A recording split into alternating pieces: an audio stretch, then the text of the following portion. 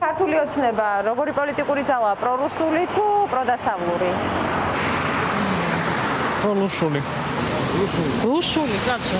მე თავში ვიცოდი რომ ეს კაცი არ იყო აქ მოსაყვანი. ივანიშვილი ხო ზუსტად ივანიშვილი. ვის ინტერესებს იცავს როგორი? ხალხი საქართველო არ აინტერესებს იმას.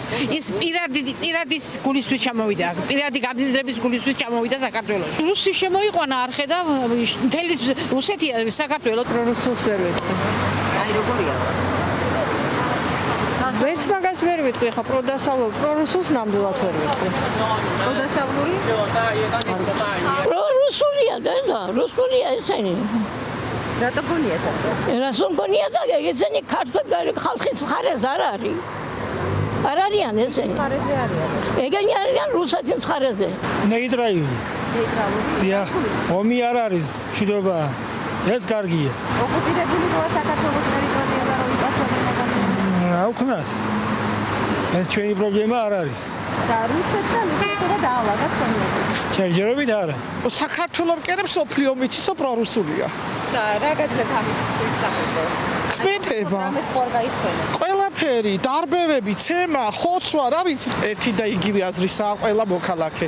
კაი მეგონა და არამც თუ კაი საერთოდ არ გაამართლა. თავიდან რა თქმა უნდა ესე ღია და საჯაროდ, როცა ქვეყნის ხელისუფლებაში გინდა მოსვლა 2012 წელს გულისხმობ, ისეთ ქვეყანაში როგორც საქართველოა და როგორც ხშირად დაჩაგრულა რუსეთისგან, ვერ გექნება ღიად პრორუსული კურსი და თავიდან შენიღბულები იყვნენ როგორც პროევროპელება, თუმცა თავიანთი მმართველობის დროს გადადგმულ თითოეულ ნაბიჯში უფრო და უფრო აშკარად და ღიად ავლენდნენ თავიანთ პრორუსულობას.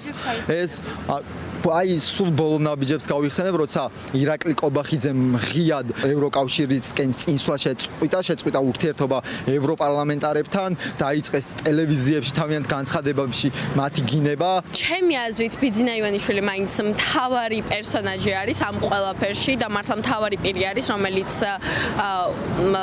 მისი დანატოვ არის, რა თქმა უნდა, მისი პატარა რობოტებიც, რა თქმა უნდა, მაგრამ ჩემი აზრით ბიძინა ივანიშვილის მთავარი არჩევანი იყო და არის რუსული კურსი და შესაბამისად მისი დანატოვარებიც ამას კარგად აგრძელებენ. მე ქვეყანაში არ ვიყავი 2005-დან 2019 წლამდე. 2019-ში გავრილოვის ღამის მერე ბილეთი ავიღე, ჩამოვედი და აღარ წავედი აქედან და დარჩი.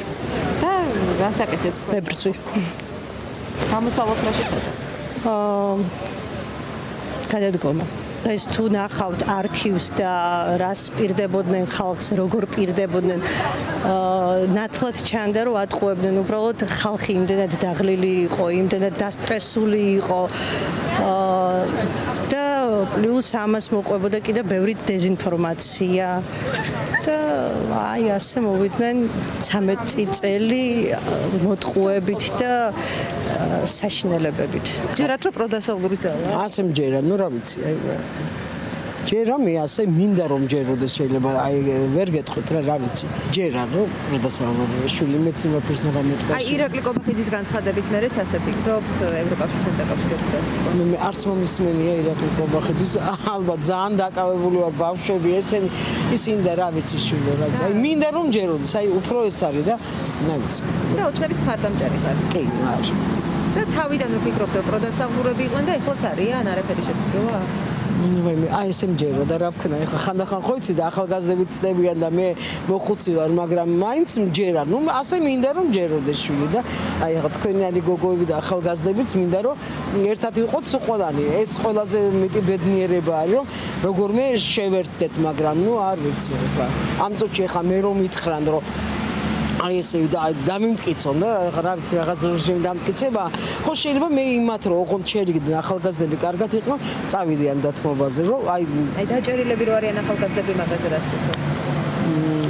ბევრს არც უყურებ, დედიკო ხო გეუნები არა, არც ამაქვს მაგისი დრო, მაგრამ აი ესე ნუ რა ვიცი, ჯერა ეს არის. ნუ რა ვქნა რომ მოდია და მოგვატყუა და ეგ არის, ხარა ვიცი რა. თავიდან რა ვიცი, თავიდან ამბობდა რომ ევროპის კურსი ქონდა. ევროპული კურსი ქონდა. როდიდან შეიცვალა თქვენი ეს? ალბათ იმან რო თქვა ირაკლიმ რომ აღარ გვინდა ევროკავშირიო. ახლა მანამდე თავიდან ვეგრეო. გამოსავალს რა შეხედა? მოსავალს და რაი 4-ში ყველა უნდა გავიდეს და მოვითხოთ ახალი არჩევნები.